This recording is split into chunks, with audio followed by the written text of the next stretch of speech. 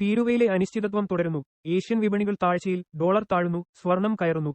യുഎസിലെ നിയമയുദ്ധം തുടരുന്നതിനാൽ വിപണികൾ അധികം പ്രതികരിക്കുന്നില്ല. ഇന്ത്യയുടെ ജനുവരി മാർച്ച് ജിഡിപി വളർച്ച കണക്ക് ഇന്നു വൈകുന്നേരം പുറത്തുവിടും. ക്രൂഡിനും ക്രിപ്റ്റോക്കും ഇടിവ്. പ്രതീക്ഷിച്ചതുപോലെ തീരുവയുദ്ധം തുടങ്ങിയ നിലയിൽ തുടരുന്നു. യുഎസ് പ്രസിഡന്റ് ഡൊണാൾഡ് ട്രംപ് നൽകിയ അപ്പീൽ അനുവദിച്ചു. ഇനി കീഴ്ക്കോടതി വിധിക്കെതിരെ ട്രംപ് സുപ്രീം കോടതിയെ സമീപിക്കും. നീണ്ട നിയമയുദ്ധം തുടങ്ങുന്നു എന്ന് ചുരുക്കം. അതായത് തീരുവകാര്യത്തിൽ അനിശ്ചിതത്വം തുടരും. അതുകൊണ്ടുതന്നെ വിപണികൾ തൽക്കാലം അധികം പ്രതികരിക്കുന്നില്ല.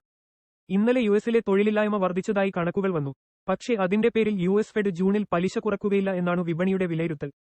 കഴിഞ്ഞ ദിവസം Fed chairman Jerome Powell president ട്രംപിനെ കണ്ടപ്പോൾ പലിശ തീരുമാനം രാഷ്ട്രീയ തീരുമാനമല്ല, വസ്തുതാ അധിഷ്ഠിത തീരുമാനമായിരിക്കുമെന്നാണ് പറഞ്ഞത്. ഇന്ത്യയുടെ ജനുവരി മാർച്ച് ജിഡിപി വളർച്ച കണക്ക് ഇന്നു വൈകുന്നേരം പുറത്തുവിടും.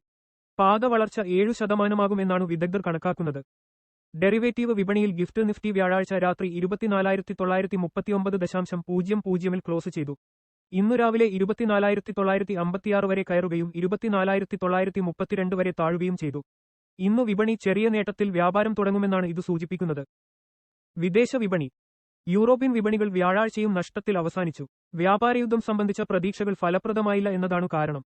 യുഎസ് വിപണി വീണ്ടും ദുർബലമായി. തുടക്കത്തിലെ ആവേശം താമസിയാതെ നഷ്ടപ്പെടുത്തിയ വിപണി പിന്നീട് ചെറിയ നേട്ടത്തിൽ അവസാനിച്ചു. തീരുവ വിലക്കിയ ഉത്തരവ് മറികടക്കാൻ ട്രംപ് ഏതടവും സ്വീകരിക്കുമെന്നതുകൊണ്ടു വിപണി കരുതൽ നയത്തിലേക്കു മാറി. പിന്നീട് ഫെഡറൽ അപ്പീൽ കോടതി തീരുവ വിലക്കിനു താൽക്കാലിക സ്റ്റേ അനുവദിച്ചു.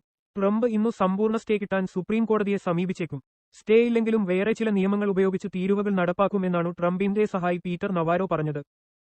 ഡൗ ജോൺസ് സൂചിക ഇന്നലെ 117.03 പോയിന്റ് 0.28% ഉയർന്ന് 42,215.73 ക്ലോസ് ചെയ്തു. S&P 100 സൂചിക 23.62 പോയിന്റ് 0.40% നേട്ടത്തോടെ 5,912.17 അവസാനിച്ചു.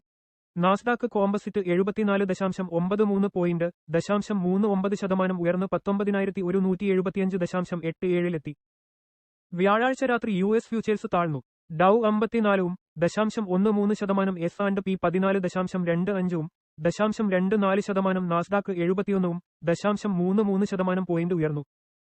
ഏഷ്യൻ വിപണികൾ ഇന്നു നഷ്ടത്തിലാണ്. ജപ്പാനിൽ നിക്കൈ 1.65%, കൊറിയയിൽ കോസ്പി 0.5% താഴ്ന്നു വ്യാപാരം തുടങ്ങി. വീണ്ടും അനിശ്ചിതത്വം. ഇന്ത്യൻ വിപണി വീണ്ടും അനിശ്ചിതത്വത്തിന്റെ പിടിയിൽപ്പെട്ടു. രാവിലെ തീരുവ വിഷയത്തിൽ ആവേശത്തോടെ ഉയർന്ന വിപണി താമസിയാതെ നഷ്ടത്തിലേക്കു വീണു. ഉച്ചയ്ക്കു ശേഷമാണു വിപണി ഉണർവ് വീണ്ടെടുത്തത്. ഒടുവിൽ മിതമായ നേട്ടത്തോടെ വിപണി അവസാനിച്ചു. വ്യാഴാഴ്ച നിഫ്റ്റി 81.15 പോയിന്റ് 0.33% ഉയർന്ന് 24,833.60 ക്ലോസ് ചെയ്തു. Sensex 320.70 point 0.39%